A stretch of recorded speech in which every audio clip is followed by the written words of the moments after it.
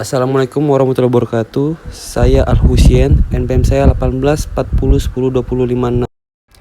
Sistem pernapasan pada ikan. Sistem pernapasan dimiliki oleh semua makhluk hidup, tidak terkecuali dengan organisme air. Setiap makhluk hidup tertentu akan beradaptasi dengan lingkungan yang mereka tepati. Habitat ikan yaitu perairan seperti menurut evolusi. Perairan merupakan habitat pertama kali terbentuknya semua kehidupan. Sepertinya organisme lain, ikan harus memenuhi kebutuhan energi untuk melengkapi metabolisme di dalam tubuhnya. Organisme yang satu ini yaitu ikan merupakan organisme aerob yang mana membutuhkan oksigen dalam proses pembentukan energi, respirasi aerob. Berikut ini penjelasan lebih lanjut mengenai sistem pernapasan pada ikan dan penjelasannya. Sistem pernapasan yang terdapat pada ikan sering kita kenal sebagai insang. Insang dimiliki oleh ikan mempunyai fungsi sebagai pengikat oksigen dan mengalurkan karbon dioksida sebagai proses respirasi. Organ insang ini berhubungan langsung dengan pembuluh darah yang mana memungkinkan terjadinya penukaran langsung antara oksigen dan karbon dioksida. Letak insang pada ikan yaitu berada di dua sisi tubuh ikan. Bagian depan insang ini merupakan salah satu bagian terpenting dari tubuh ikan yang terdiri dari gill filament atau lembaran insang yang berstruktur serta mempunyai permukaan yang luas untuk menyerap oksigen. Transfer gas pernapasan yang terdapat pada ikan dilakukan melalui epitel khusus yaitu lamela dan filamen. Insang-insang yang epithelium, respiratik epithelium sangatlah tipis dengan ukuran yang dapat menyelesaikan. Biasanya 4 lembar insang terdapat pada setiap tubuh. Pada sisi tubuh maksudnya. Bahkan terdapat beberapa spesies yang memiliki 6-7 lembar insang. Bagian-bagian insang. Terdapat beberapa bagian yang umumnya menyusun insang ikan, diantaranya yaitu 1. Lengkung insang tersusun dari tulang rawan. 2. Rigi-rigi insang yang letaknya di depan lengkung insang. Rigi insang ini tersusun oleh beberapa tulang dan berfungsi untuk menyaring ikan. 3. Susunan yang ketiga yaitu lembaran insang yang terletak di belakang bagian lengkung insang.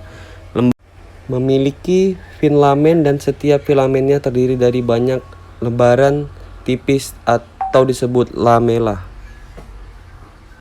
Bentuk insang pada umumnya terdapat dua macam bentuk insang pada ikan yang disesuaikan dengan jenisnya. 1. Yaitu insang dengan operculum atau tutup insang.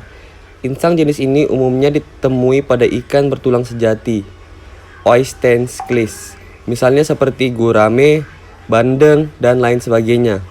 Operculum itu terdiri sendiri dari beberapa bagian yaitu opercle, interporcle, peorpercle, dan suborpercle dalam menjaga air dan oksigen agar tidak keluar kembali pada saat proses respirasi serta untuk menjaga tekanan air diperankan oleh bagian posterior operculum.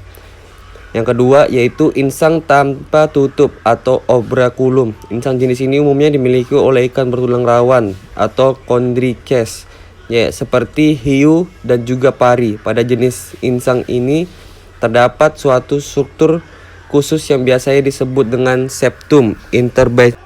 Septum ini merupakan jaringan ikat dan otot yang terletak di antara tiap lembaran insang. Fungsi insang. Umumnya insang berperan langsung dalam proses respirasi sebagai alat pertukaran oksigen dan karbon dioksida. Namun, perlu Anda ketahui bahwa selain sebagai fungsi, sebagai alat penukaran insang juga memiliki beberapa fungsi diantaranya 1. Berperan dalam mengatur keseimbangan asam basa. 2. Yaitu mengatur regulasi ion. 3. Ekstresi nitrogen. 4. Menyaring makanan. Ketika air tercemar oleh polutan lingkungan seperti amonia, logam berat, nirit, pestisida, atau zat berbahaya lainnya akan mengganggu proses pernapasan pada ikan. Bahkan ada juga yang mengakibatkan tubuh ikan teracuni, yang kemudian ikan tersebut dikonsumsi oleh manusia.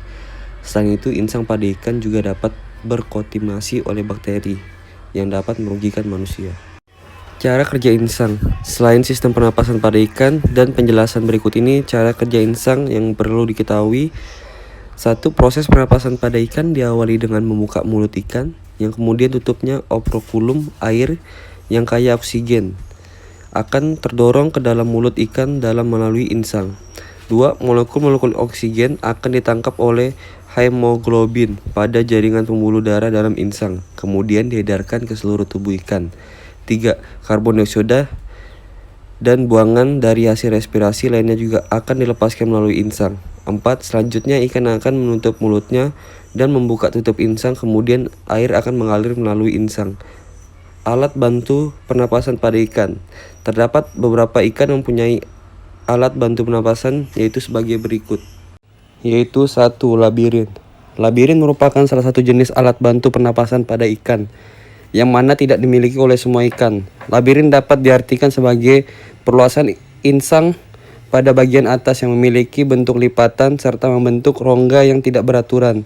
Contoh ikan yang memiliki labirin yaitu ikan lele dan ikan gabus. 2. Arborescens. Arborescens merupakan struktur tambahan terdapat pada ikan lele, gurami atau ikan nila yang memiliki warna merah dan bentuk seperti bunga karang. Struktur ini dapat membantu ikan untuk bernapas pada lingkungan yang dimiliki kadar oksigen rendah. Sekian presentasi dari saya. Mohon maaf jika ada kekurangan. Wabillahi taufiq wal hidayah. Assalamualaikum warahmatullahi wabarakatuh.